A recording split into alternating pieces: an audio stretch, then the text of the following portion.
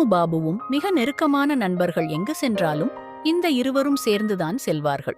ஒருமுறை வெளியூர் பயணத்திற்காக காட்டு வழியே இந்த இருவரும் நடந்து சென்று கொண்டிருந்தனர். ஆபத்தான மிருகங்கள் வாழக்கூடிய காடு அது. இவர்கள் இப்படி அந்த காட்டு வழியே நடந்து சென்று கொண்டிருந்த பொழுது எதிரே ஒரு கரடி வந்தது.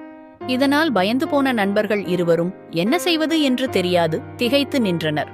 உடனடியாக ராமு அருகில் இருந்த உயரமான மரத்திலே மிக வேகமாக ஏறினான். அப்போது பாபு கத்தினான், ராமு, என்னையும் தூக்கிச் செல், எனக்கு மரம் ஏறத் தெரியாது. இதை கண்டுகொள்ளாத ராமும் மிக வேகமாக ஏறி மரத்தின் உச்சிக்கு சென்று விட்டான். இதனால் திகைத்த பாபு மூச்சை அடக்கிக் கொண்டு கீழே படுத்து விட்டான். அந்த கரடி பாபுவை நோக்கி வந்த அந்த கரடி பாபுவின் காதிலே ஏதோ சொல்லிவிட்டு சென்று விட்டது. மரத்தின் உச்சியில் இருந்து இதை பார்த்து கொண்டிருந்த ராமு கரடி சென்ற பின் மரத்தை விட்டு கீழே இறங்கி பாபுவிடம் வந்தான். வந்து ராமு பாபுவிடம் கேட்டான், கரடி உன் காதிலே என்ன சொன்னதுன்னு. பாபு சொன்னான், கரடி என்னிடம் இதுதான் சொன்னது, துன்பம் வரும் வேளையிலே உதவாத நண்பனை ஒருபோதும் நம்பாதே என்று.